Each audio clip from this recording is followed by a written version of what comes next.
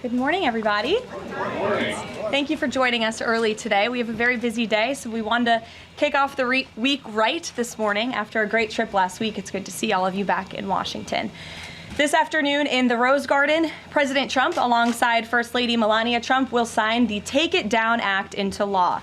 First Lady Melania Trump was instrumental in getting this important legislation passed. The Take It Down Act will protect victims of digital exploitation, hold internet platforms accountable by requiring them to remove such imagery from their platforms, and provide justice for victims by allowing prosecutors to go after those who publish non-consensual explicit images online. The First Lady met with members in the House and the Senate, survivors and their families, and advocates throughout the process to get this bill across the finish line. We are grateful for the First Lady's hard work and dedication to this issue, and moving forward, she will continue to champion the well-being of our nation's children through her Be Best agenda. I know the President looks forward to signing that bill into law later this afternoon, and we will see you all there. In other news, the One Big Beautiful Bill passed the House Budget Committee last night, bringing it one step closer to final passage. The One Big Beautiful Bill is perfectly named because it represents a once-in-a-generation opportunity to deliver on the Make America Great Again agenda responsible for President Trump's landslide victory on November 5th. The America First policies in this bill are the reason why Republicans currently have the majority in Congress right now. Passing this bill is what voters sent Republicans to Washington to accomplish. And that's why it's essential that every Republican in the House and the Senate unites behind President Trump and passes this popular and essential legislative package. This bill will be the single most pro-small business, pro-family, and pro-American worker legislation ever. This bill will give Americans the largest tax cuts in our nation's history. When Republicans pass the bill, Americans will be keeping more of their hard-earned money and taking home much bigger paychecks. The One Big Beautiful Bill will deliver some of President Trump's central campaign promises. No tax on tips for our hardworking waiters, waitresses, and service workers. No tax on overtime for our law enforcement officers, our firefighters, and all those Americans who are putting in extra hours to make ends meet. And a large tax deduction on interest payments for Americans who purchase American-made cars. Despite desperate Democrat lies, the biggest beneficiary of this tax cut will be working-class Americans and their families. Americans earning between $30,000 and $80,000 per year will pay about 15% less in taxes after this legislation is passed. And according to a brand new paper from the White House Council of Economic Advisors, the average family with 2 children's take-home pay will be up to $13,000 higher because of the increase in wages and reductions in tax obligations. The CEA study also said that the average overtime worker receives a tax cut of roughly $2,000. Again, this is great news for our nurses, our police officers, and all those who work overtime to make ends meet across our country. Put simply, President Trump's One Big Beautiful Bill will be a boon for working-class America. This One Big Beautiful Bill is also pro-family. It will increase the child tax credit to $2,500 per child, establish optional savings account for newborn babies with a $1,000 credit added, and strengthen paid family leave. This bill also delivers historic tax relief to America's seniors by allowing middle and low-income Social Security recipients to deduct an additional $4,000 in payments from their taxable income. If Democrats get their way and the Trump tax cuts are not extended, Americans will face the largest tax hike in history to the tune of $4 trillion. Republicans must not side with Democrats in helping them raise taxes. The One Big Beautiful Bill also provides critical protections of Medicaid, which will strengthen and preserve the program for decades to come through common sense efforts to eliminate waste, fraud, and abuse. Medicaid will no longer be used to pay for barbaric gender mutilation procedures on minor children. And the 1.4 million illegal aliens who are currently improperly receiving Medicaid benefits will be kicked off the program to preserve it for hardworking American citizens who need it. President Trump and Republicans are protecting Medicaid benefits for pregnant women, children, disabled individuals, low-income seniors and families, and the most vulnerable Americans in our society. And that's what Democrats are so angry about. Basic Medicaid protections that will stop the funding of transgender insanity and illegal aliens from ripping off American taxpayers. As you all know, over his first 4 months in office, President Trump ended the previous administration's open border crisis and secured our homeland in record time, all using executive authority. Now Congress needs to act. The One Big Beautiful Bill is the most significant investment in our nation's border patrol and law enforcement agents in our nation's history. The bill ensures that President Trump's popular and successful border security measures are made permanent. Republicans have the backs of Border Patrol and ICE agents who were put through hell over the past 4 years and have quickly worked to secure our southern border. And that's why this bill gives them more resources to do their jobs, including a $10,000 much-needed bonus to ICE agents and Border Patrol agents over the next 4 years. To provide those brave agents with desperately needed reinforcements on the ground, the bill allows for the hiring of thousands of new ICE personnel, customs officers, and Border Patrol agents. These significant hirings will empower President Trump to continue delivering on his promise to carry out the largest mass deportation in the history of our country. Again, that is a promise that Republicans made to American voters. It's a promise they were elected on, and it's a promise Republicans on Capitol Hill need to keep: secure our border. To supplement those efforts, the bill's funds will fund the completion of President Trump's signature border wall. As a result, 701 miles of primary wall, 900 miles of river barriers, 629 miles of secondary barriers, and 141 miles of vehicle and pedestrian barriers will be constructed when this bill passes, along with cutting-edge technology to secure our homeland from dangerous illegal alien invaders. This bill also advances our national security and defense interests by ensuring the United States military has the necessary resources to remain the strongest and most lethal fighting force in the world. The bill will provide resources for the construction of President Trump's Golden Dome to safeguard Americans from potential attacks, give the Coast Guard resources to build more modernized ships, and the Air Force resources to acquire better planes. If all of those incredible things were not enough, the Big Beautiful Bill also finally modernizes air traffic control in America, a bipartisan issue. The bill will allow President Trump to deliver on his promise to overhaul and update our air traffic control systems to keep Americans flying as safe and efficiently as possible. The previous administration failed to act and do this themselves, despite repeated warnings from the GAO, which has resulted in unacceptable delays at major airports like Newark that the Trump administration is working hard to address. When the One Big Beautiful Bill passes, we will replace the current antiquated system, the FAA will enhance safety in our skies, reduce delays, and power the future of air travel in the United States. That's just some of what this historic legislation will accomplish. It is absolutely essential that Republicans unite behind the One Big Beautiful Bill and deliver on President Trump's agenda. There is no time to waste. Americans gave Republicans a once-in-a-generation opportunity to course-correct our country over many wrongs over the past 4 years. And Americans are counting on Republicans to work as hard as President Trump is in this White House every day on Capitol Hill. Send this legislation to his desk as soon as possible for his signature.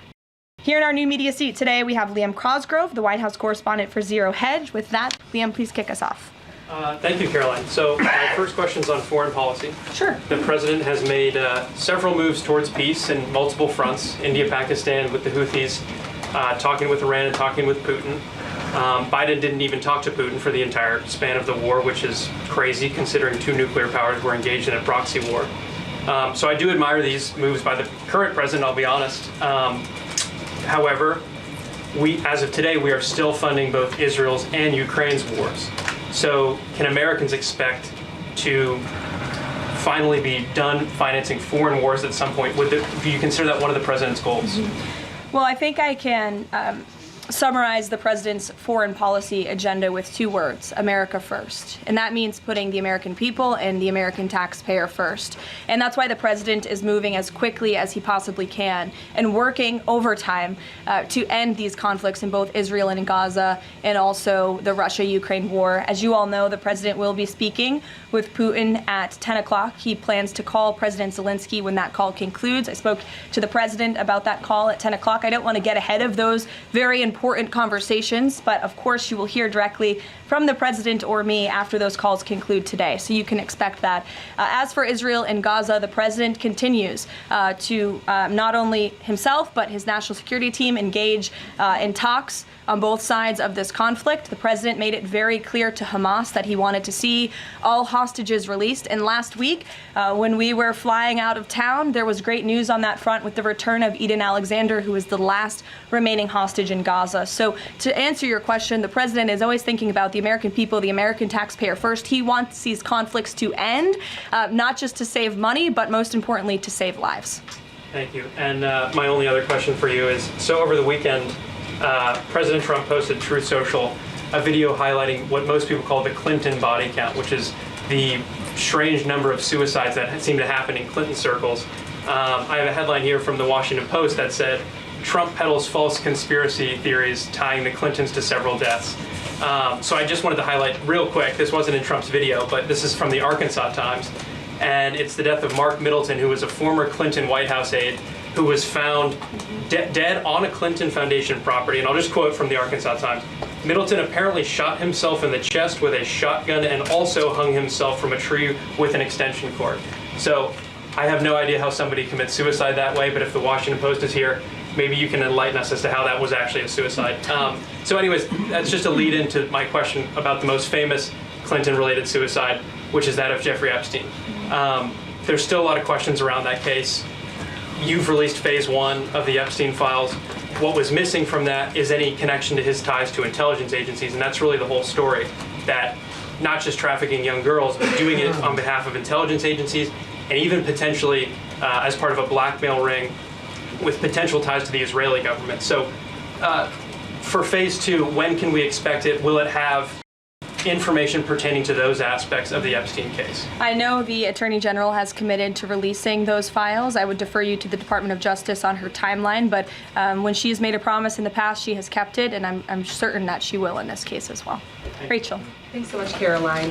The president set a 2-week deadline for Ukraine and Russia to negotiate a deal. That time is now up. Does the president intend to set a new deadline on this call with President Putin? And how much longer is he willing to give these talks? Yeah, I don't want to get ahead of the specifics of the conversation the president will be having with President Putin in less than an hour this morning. But he has made clear throughout the entirety of this conflict, since he inherited it from Joe Biden. Don't forget, this is a war that began because of the previous administration's incompetence and weakness, and President Trump is working very hard to fix it. He has made it clear to both sides that he wants to see a peaceful resolution and a ceasefire as soon as possible. But as for specifics on a timeline, I won't get ahead of the president. And just on the goals for this call in particular, is the goal to get Putin to agree to a ceasefire? Is the goal to lead to some sort of in-person negotiations with Putin and the president? Well, I think, again, we'll see how the call goes, and the president has made it clear his goal is to see a ceasefire and to see this conflict come to an end. And he's grown weary and frustrated with both sides of the conflict. The president and his team have put an enormous amount of effort in solving this very complicated war that, again, began because of the last administration's weakness. Does he still want to meet Putin personally? I think the president would certainly be open to that, but let's see how this call goes today. What's the status of the secondary sanctions package? The president's been talking about that. You haven't imposed them yet, but is that still on the table? I think everything's on the table, yes. And again, I won't get ahead of the president in any commitments or decisions, but certainly it's something he's been looking at and discussing. Elaine. Hi, Ken. I'm going to ask you about the House budget bill. So does the president agree with Republicans behind this bill that Medicaid work requirements should be implemented as soon as 2026? So the president wants to preserve and protect Medicaid for Americans who this program was intended for, the most vulnerable in our society, pregnant women, low-income families, seniors, those who truly need these benefits. And it should be going to people who physically cannot work. We want to see able-bodied Americans at least working 20 hours per week, whether that's part-time or full-time, whether that's even looking for work or volunteering for 20 hours a week if they are receiving Medicaid. These are common sense provisions. These are common sense changes that were actually introduced by former Democrat President Clinton. They've been supported by every Democrat president since, including the previous president, Joe Biden. But again, these are common sense reforms to ensure that those those that this program was intended for receive those benefits. And then just a quick follow-up. Is the president okay with this bill adding to the deficit? This bill does not add to the deficit. In fact, according to the Council of Economic Advisors, this bill will save $1.6 trillion. And the president absolutely understands and hears the concerns of fiscal conservatives and of Americans who want to get our fiscal house in order. That's what the intention of this bill is. There's $1.6 trillion worth of savings in this bill. That's the largest savings for any legislation that has ever passed Capitol Hill in our nation's history. The next bill that even comes close was $800 billion. That's less than half of the savings that we see in the One Big Beautiful Bill. And so the goal of this bill is to produce economic growth, to cut taxes, and to get our fiscal house in order. And this is the right step in the right direction towards doing that. Thanks. Edward. Yes, thanks. And then I'll go to you. Thanks, You're welcome. I want to get the president's reaction to Moody's downgrading the credit rating of the United States.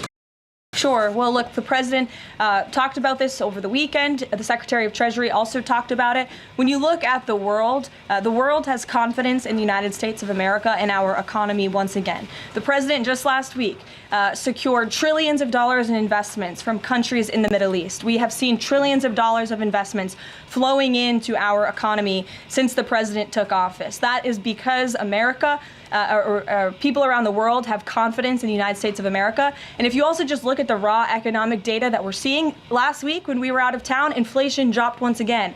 Oil prices are dropping, gas prices are dropping. The president has added nearly 500,000 jobs to the American economy already. So there's a lot of optimism in this economy, and the president disagrees with that assessment. And I want to ask you one more thing, if I could. On your Middle East trip, the United Arab Emirates is getting some of the most advanced AI chips, and there's agreements there. The UAE is the newest member of BRICS. Is there a concern from the president that those chips and the technology will pass through to China, India, Russia, and Iran? Part of going to the Middle East was to ensure that the United States, that this part of the region, our Gulf partners, know that the United States of America is there for them again, and that they should be investing in the United States, not in China. And these AI agreements, particularly the one the Secretary of Commerce signed in the UAE, has security guarantees to ensure that China is not getting the advantage, but the United States is getting the advantage when it comes to AI, and that the UAE and the U.S. are working hand in hand together to invest in this space. So you read the agreements, there are security guarantees, and this was a great trip for the country, no doubt. Go ahead. Thanks, Caroline. Prime Minister Netanyahu of Israel has said today that Israel will take control of all of Gaza. Is that a goal that President Trump is comfortable with or that he supports? I'll have to talk to the president about those comments as they just came, I believe, from the prime minister this morning, and I'll let him speak on that. The president has made it very clear he wants to see this conflict in the region end. He wants all hostages to be released. He was pleased that Eden Alexander was returned home safely to his loving family. The president spoke with Eden directly while we were traveling to the Middle East last week. As for the prime minister's comments, I'll let the president himself respond to those. Sure. Two questions. One, how involved does the president intend to be directly in talking to House members about the bill over the next couple of weeks or the next week? Sure. Well, over the weekend, the president was in direct conversation and communication with the Speaker of the House. He's been very involved. He always is. He's willing to pick up the phone when he is asked to. So he'll continue to be very engaged in this process with both House members and his friends on the Senate side as well. And on former President Biden's cancer diagnosis, the president put out a very nice message on Truth Social. Has he talked to President Biden directly? Does he intend to call? What does he intend to say directly? Not to my knowledge. I don't believe they have spoken, but I'm sure the president would be open to doing that. I spoke to him last night about the former president's cancer diagnosis, and the statement that he put out was the initial reaction he had with me on the phone as well. Peter. Follow up on former President Biden. White House doctors may have missed the early stages of his prostate cancer. So is President Trump worried about the quality of care that presidents get here? Not as far as President Trump is concerned. The White House physician we have here is phenomenal, and the team of physicians that take care of the president, particularly at Walter Reed Medical Center, are great. The president had his physical recently, as you know. He had perfect results. He's in very good shape. I think those of you who traveled to the Middle East with us last week can attest to the president's endurance. And by the way, I will add, we returned home from a very long and tiring trip last week, and on Saturday, where was the president? In the Oval Office working all day. He doesn't stop, he doesn't quit, he's in great health, and he trusts his physicians. Two more things. Putin ghosted everybody at these peace talks last week. As President Trump phones him today to try to figure out an end to the Ukraine war, does he think that Putin is the good guy or the bad guy? I'll let the president speak on that conversation later. He's made his feelings about both sides of this war quite clear throughout it. He wants to see it end. And Annie, the last one, what does President Trump mean when he says that Taylor Swift is no longer hot? Look, he is speaking about Taylor Swift's political views and how perhaps it has impacted the support of the American public for her work, and I will leave it at that. Annie, go ahead. Thanks so much, Caroline. I'm just going back one more time to the White House Medical Office because there seems to be some question about this with regard to President Biden's screening. Can you say whether or not President Trump is screened for prostate cancer as part of his physical? To the best of my understanding, he is, but we can certainly check in with the White House physician and go back and look at that physical report. And then just one other question. Recently, Stephen Miller at the White House made some comments about considering suspending habeas corpus. And I'm curious if there's any update on how the White House is exploring that option to enact the president's agenda. I don't have any update at this time, but I can check in with our Deputy Chief of Staff. Mary Margaret, go ahead. Thanks, Caroline. Given the ongoing revelations about the former president's mental acuity and how staff and media covered that up, especially with the release of this book, 2 days, I think, is there any interest in further scrutiny of Kevin O'Connor, the former president's physician? I'll let the president speak on that. I spoke to the president again about the former president's health diagnosis last night, and he wanted to extend his warmest wishes to the former president and his family. But as for any further action, I'll let the president speak on that first. Michelle. Vice President Vance's meeting with Zelensky. Can you share any more information on that? My understanding was it was a good meeting, a productive meeting, and we're grateful that the vice president did it and that he also went to the Pope's first Mass in Rome. I also have an update on that. The vice president passed along a letter to the Pope from the president and from the First Lady extending their warm wishes and inviting them to the White House as soon as they possibly can come. Michelle. On Iran, Steve Witkoff said yesterday that continued enrichment is a red line for the U.S. The Iranian foreign minister says that's going to continue no matter what. How committed is the U.S. to that red line, and what's the next step for the next round of talks? We are 100% committed to that red line. The President, Special Envoy Witkoff, Secretary Rubio have made that incredibly clear, not just to the American public, but also in those discussions that Special Envoy Witkoff has had directly with the Iranians. And the next round of talks? I don't have an update for you, but we can get one. To the back row. Go ahead. Thank you, Caroline. You're welcome. South Africa's president says he's going to come to the White House to meet with President Trump on Wednesday. What are the president's expectations for that trip? And South Africa's president recently said he believes the folks that have been resettled here recently are cowards running away from problems in South Africa. Does the White House have a response to that? So I did see the South African president put out that statement. I want to confirm on our end with our Secretary of State and National Security Advisor, and we'll get back to you on that. Monica. Thanks, Caroline. You mentioned the President and the First Lady are signing the historic Take It Down Act this afternoon. I'm curious to know, what are some of the repercussions or consequences for these online platforms or perpetrators that won't comply with the act? Well, what this bill does, it takes the initial step to ensure that prosecutors are able to take down, that's why it's called the Take It Down Act, platforms that are allowing this sexually explicit content on their platform. So it gives them more leeway to go after them as they see fit. But as for specific repercussions, I would defer you to the Department of Justice of how they plan to implement this bill once it is signed later today. Brian. Yes, thank you. You said in your opening statement, you talked about this MAGA Baby savings account. Exactly how would that work? Who would be eligible for it? I'm assuming women. would be eligible for that? Yes. So one of the provisions in the One Big Beautiful Bill, as I said, this is a very pro-family piece of legislation. Not only does it increase the child tax credit, but it also includes MAGA Baby savings accounts for children that are born before January 1st, 2024, under 8 years old, U.S. citizens, and have at least one parent with a valid Social Security number.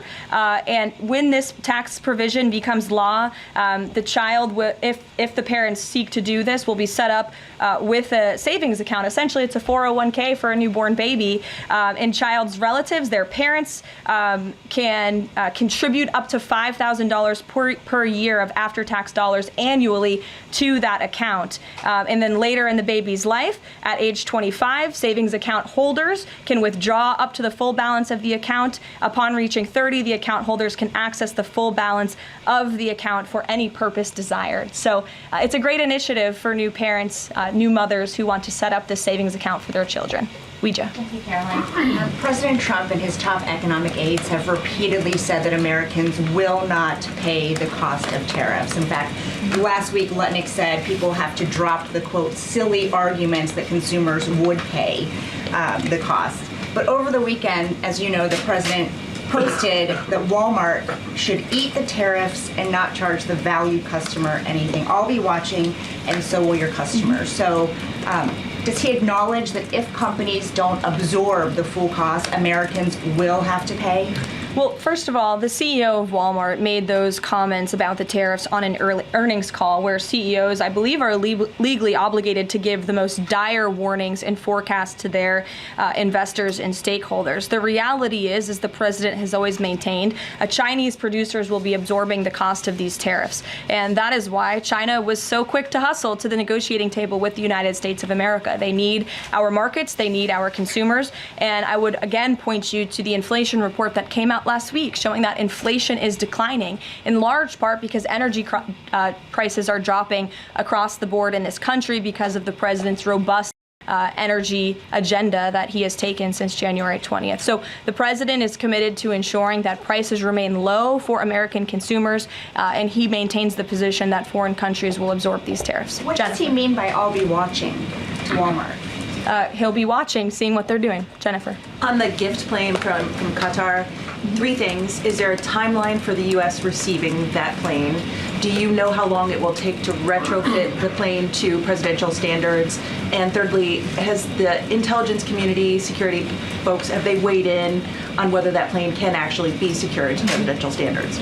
I'm glad you brought up this question because I was watching the American press spew a lot of misinformation about the plane donation last week when we were abroad. Let's be very clear. The government of Qatar, the Qatari family, has offered to donate this plane to the United States Air Force, where that donation will be accepted according to all legal and ethical obligations. It will be retrofitted to the highest of standards by the Department of Defense and the United States Air Force. This plane is not a personal donation or a gift to the President of the United States. And everyone who wrote that last week should go and correct their stories because this is a donation to our country and to the United States Air Force. As for a timeline, because it is the United States Air Force that is accepting the plane, I would defer you to them for specifics because the President, frankly, has nothing to do with it. It's the Air Force's project to take on. Sure. Elizabeth. Thanks so much, Caroline. Did the president call fiscal conservatives who were hesitant to vote for the Big Beautiful Bill? And if so, what did they say? What did he say? I don't reveal the president's private discussions unless he gives me the liberty to, but he has been engaged in this process. He spoke to the Speaker of the House, and he will continue to make those phone calls if it's necessary for him. Sure. Thank you, Caroline. I'll go to both of you. Go ahead. Thank you. Any updates on Greenland? Will the president be making any trips, and do we have any details you can share with us? I don't have any future foreign trips to read out for you. We just returned home from one. But the president maintains the reasoning for Greenland's strategic purposes in the Arctic, and he continues to remain committed to the idea of obtaining Greenland in whatever means we can to advance our national security interests in the region. Sure. Thank you, Caroline. I have a question. Was Lebanon part of the discussions during the Middle East tour, and did you meet with any Lebanese representatives? To my knowledge, the president did not meet with any representatives from Lebanon, although he did talk about the election that they recently had there and how he hopes that Lebanon can come to a more peaceful place in their country and that we drive out Hezbollah, Iranian-backed Hezbollah proxies in Lebanon to ensure peace and prosperity in that country and also for the greater Middle Eastern region. And I would just add to that before I wrap up, because the president's call will begin in a few minutes.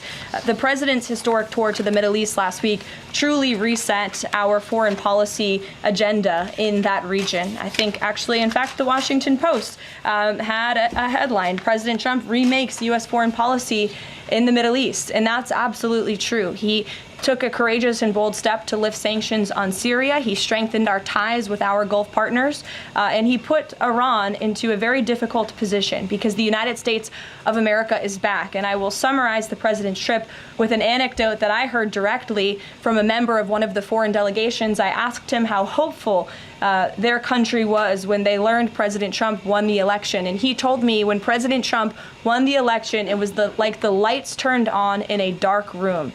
For the past 4 years to the rest of the world, America was dark. We were unresponsive. We did not pick up the phone. We did not return calls. All of that has changed under the leadership of this president. And I think the world saw that last week with this historic and wildly successful trip. And the work continues. The president will be speaking to President Putin at 10 a.m. and we'll have a readout for you after that call. And we'll see you in the Rose Garden at 3 o'clock. Thanks, guys. Thanks, Caroline. Thank you, Caroline.